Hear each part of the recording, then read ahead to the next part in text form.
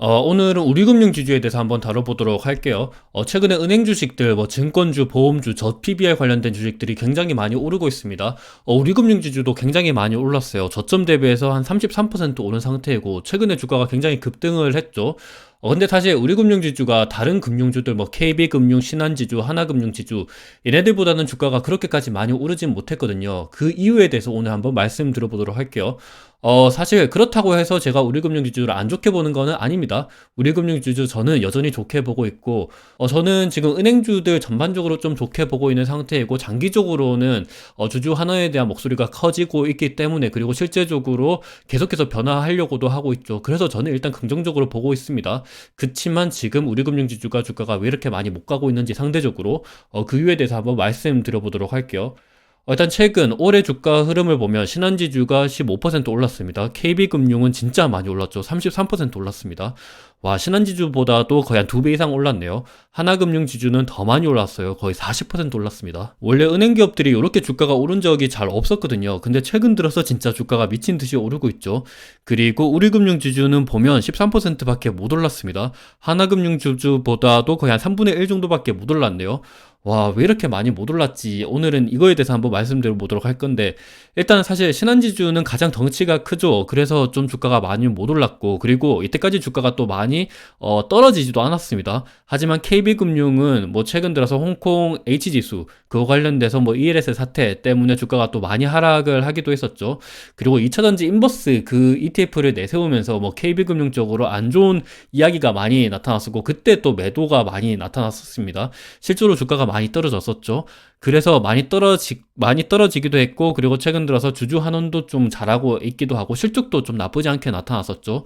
그래서 주가 반등이 가장 컸다라고 보여주고 있고, 하나금융지주 같은 경우도 이제 비은행 그리고 비이자이익 이쪽이 좀 부진해서 주가가 많이 떨어졌는데, 최근 들어서는 이제 자사주 소각에 대한 발표도 했고, 그리고 주가가 많이 떨어졌는데 이제 PBR 관련돼서 매력적이다 이런 이야기가 많이 나타나다 보니까, 그래서 주가 반등도 좀 큰 것 같습니다.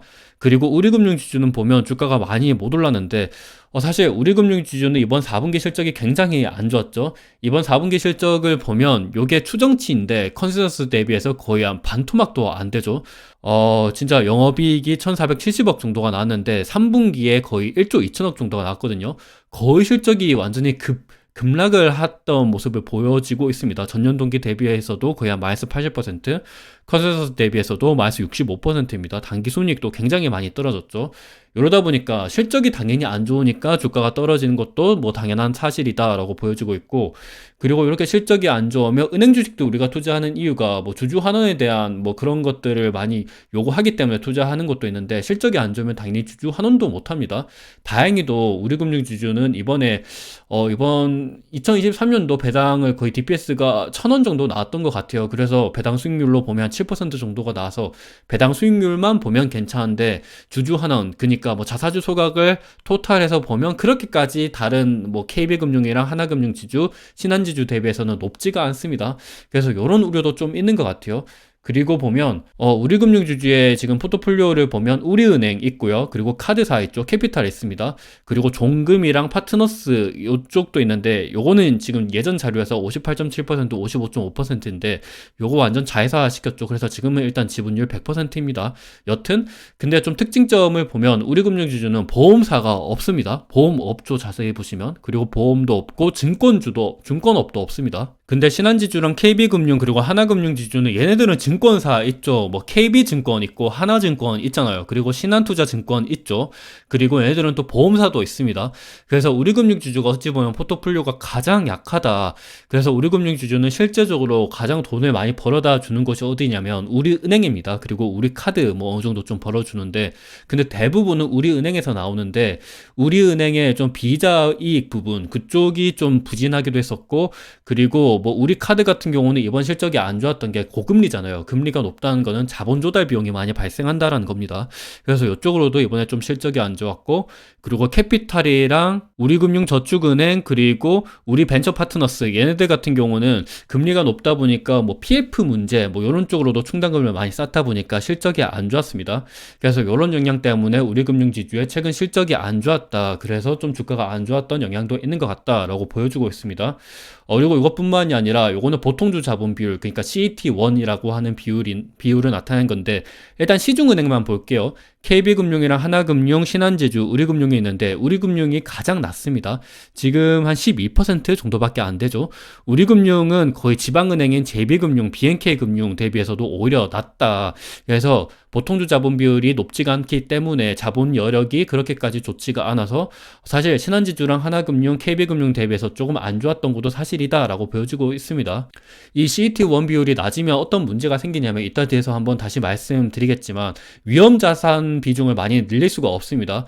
그래서 대출을 해줄 때 원래 좀 수익성이 높은 곳으로도 대출을 많이 해줄 수가 있는데 이렇게 CET1 비율이 낮게 되면 위험자산 비중을 만약에 높이면 이 보통주 자본 비율이 더 떨어지겠죠. 그러면 자본 건전성에 대한 문제에서 또 빨간불이 켜질 수가 있습니다. 그래서 이런 부분들도 조금 안 좋아진다 이렇게도 볼 수 있고, 그리고 이렇게 뭐 자본 여력이 부족하게 되면 배당도 좀 많이 못 주게 되겠죠. 그리고 주주 환원, 뭐 자사주 매입 소각 이런 것들도 좀 힘듭니다. 그래서 이런 부분들도 문제가 있고, 또 앞서 보신 것처럼 우리금융지주는 보험사 없죠. 증권사 없습니다. 근데 우리금융의 대표인 그 회장님은 이 증권업이랑 보험업, 그러니까 요런 회사들을 좀 인수하려고 하거든요. 그러면 근데 지금 자본 여력이 부족한 상태에서 좀 얘네들을 그러니까 많은 비용을 주고 투자하기는 조금 부담스럽다. 그렇다고 포트폴리오를 안 늘리기에는 우리은행이 차지하는 비중이 너무 크기 때문에 좀 부담이 있고, 앞으로 지금 당장은 지금 뭐 금리가 높기 때문에 좀 버텨주고 있긴 하지만 만약에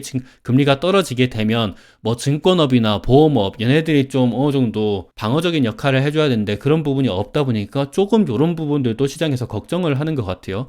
그래서 이 부분에 대해서는 이따 뒤에서 온라인 파트너스가 좀 얘기한 게 있는데 주주서한을 보냈죠. 그래서 그 부분을 한번 다시 보면서 한번 설명드리도록 하겠습니다.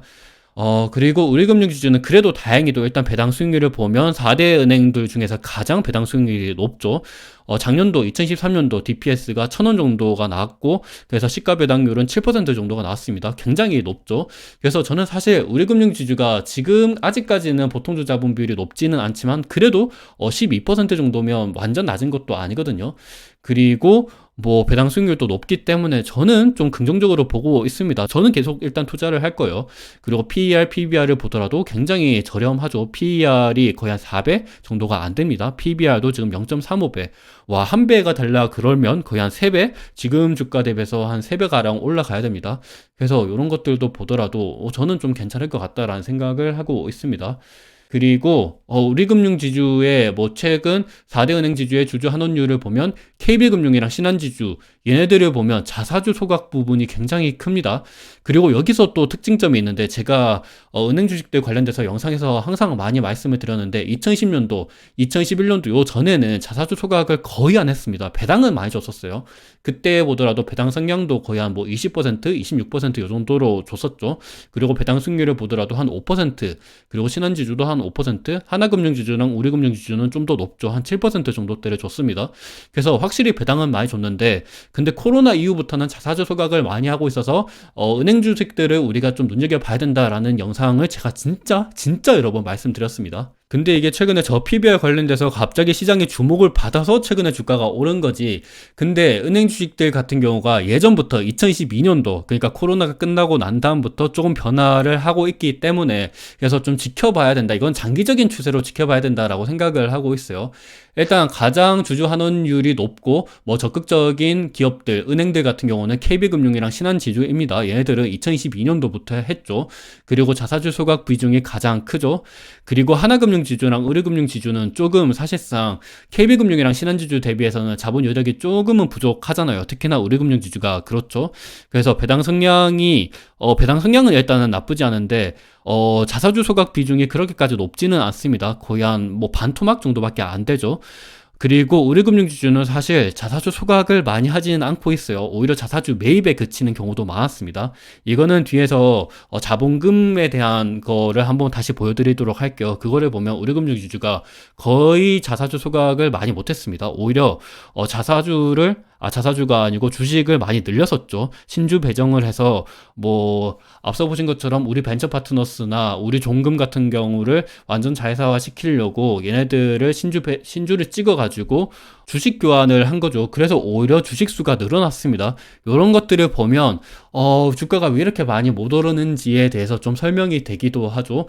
근데 하나금융지주는 왜 이렇게 자사주 비중이 낮은데 우리금융지주랑 마찬가지로 왜 이렇게 주가가 많이 올랐냐, 요거를 말씀드려보면 하나금융지주는 이때까지 주가가 많이 떨어졌습니다. 왜냐하면 비은행 쪽에서 실적이 많이 안 좋았기 때문에 요걸 좀 되돌리는 그런 움직임도 보였고, 최근 들어서 자사주 소각을 엄청나게 크게 때렸잖아요. 그래서 좀 주가가 많이 올랐다라고 보여지고 있습니다. 보시면 2024년도 요때 갑자기 비중이 8.1%로 늘어났죠. 의료금융지주 대비해서 거의 한 2배? 2배 정도는 좀 안 되긴 하지만 좀 큰 폭으로 상승을 했습니다. 2025년도 그때도 한 8%이기도 하고, 하나금융지주는 앞서 보신 것처럼 보통주 자본 비율이 좀 높은 축에도 속하죠. 그래서 우리금융지주는 이런 영향이 좀 있어서 좀 주가가 많이 못 오른 것 같다라고 생각을 하고 있습니다. 그리고 이 부분에 대해서 온라인 파트너스가 조금 뭐 상세하게 이렇게 말을 해놓은 게 있는데, 그거를 한번 보도록 할게요. 온라인 파트너스가 최근에 주주 환원에 대한 2차 목소리를 내세우고 있죠. 작년도에도 한번 이렇게 강력하게 목소리를 내세운 적이 있습니다. 근데 최근 들어서 또 한 번 더 이런 움직임을 보이고 있어요. 보시면 온라인 파트너스가 우리금융 관련돼서 이렇게 얘기를 하고 있는데, 앞서 보신 것처럼 우리금융지주는 증권업이랑 보험업이 없습니다. 그래서 포트폴리오를 강화하기 위해서 M&A에 나서겠다라는 이야기를 계속해서 이 회장님이 하시고 계신데, 근데 온라인 파트너스는 밸류에이션이 크게 차이가 나지 않는 M&A에 대해서는 괜찮다. 그러니까 뭐 우리금융이 어느 정도 조금만 돈을 써가지고 M&A를 하는 거는 괜찮지만, 근데 그 수준에 사오는 것은 거의 불가능하다. 주가가 낮은데 오히려 지금 우리금융의 주가가 낮죠. PBR이 0.3배 정도밖에 안 됩니다. 주가가 낮은데 자사주를 사지 않고 오히려 높은 가격대에 M&A를 하는 것은 주주를 위한 전략이 아니다라고 지적을 하죠. 저도 주주 입장에서 그렇게 생각을 합니다. 내가 우리금융지주의 오너라 그러면 당연히 M&A를 하는 거는 뭐 당연히 내 회사니까 괜찮은데, 장기적으로 보면 뭐 10년, 20년 보면 괜찮잖아요.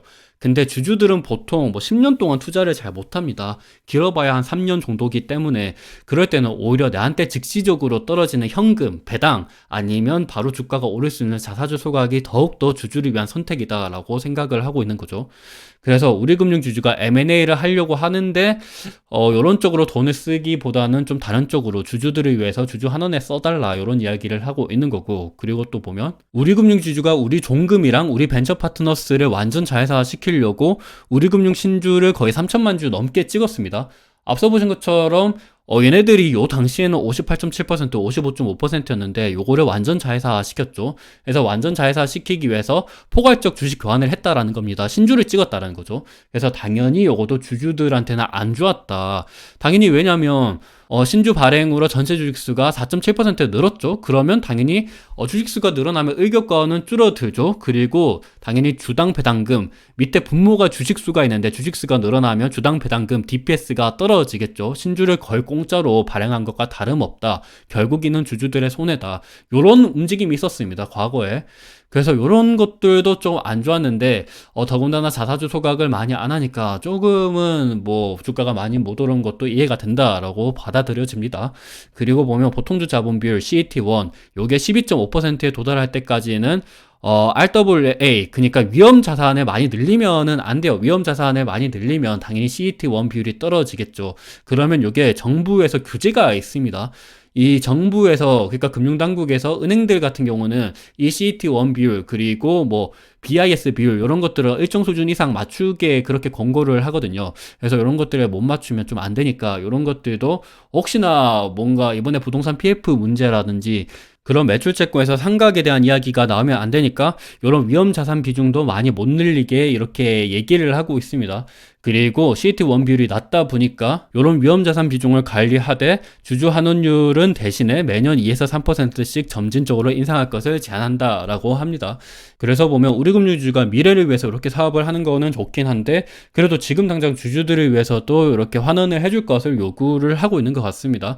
근데 당장 이렇게 환원을 해주기도 좀 뭐하고, 위험 가중 자산 비중을 높이자니 지금 CET1 비율이 너무 좀 낮기도 하고, 그렇다고 해서 낮추자니 낮추면 또 순이익이 좀 많이 깎아지게 되겠죠. 그러면 순이익이 깎아지게 되면 배당 성향도 많이 못 줄 수가 있습니다. 자사주 소각도 그만큼 못하게 되겠죠.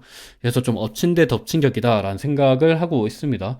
그래도 우리금융주주가 완전히 뭐 주주 환원을 안 한 것도 아닙니다. 주식 소각을 최근에 결정했었죠. 작년도 10월 30일 날 거의 한 1,000억 정도의 주식 소각을 했습니다.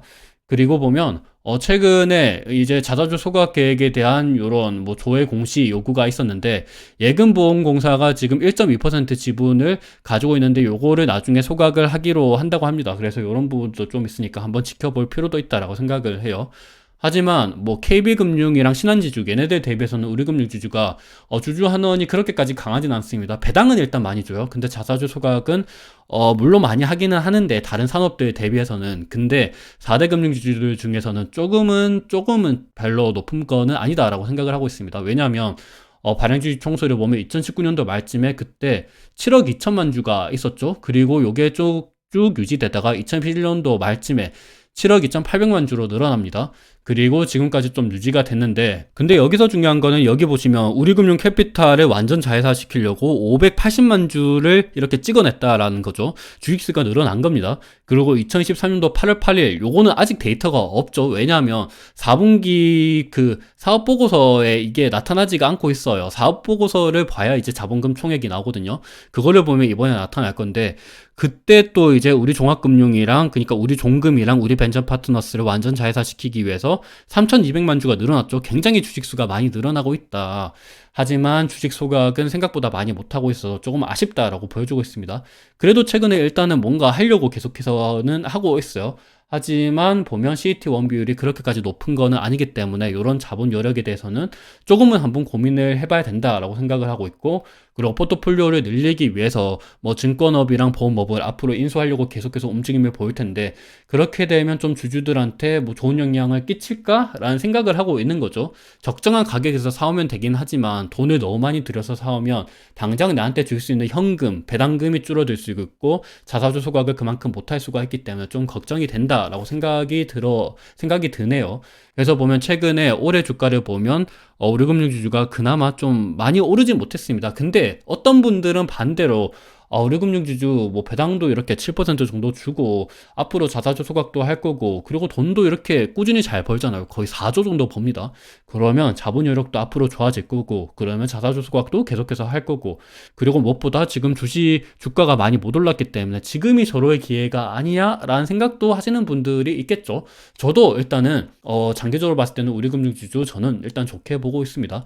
하지만 오늘은 우리금융주주가 왜 이렇게 주가가 많이 못 올랐는지 이거를 한번 말씀드리려고 오늘 영상을 한번 만들어 봤습니다. 투자에 어느 정도 도움이 되셨으면 좋을 것 같습니다. 감사합니다.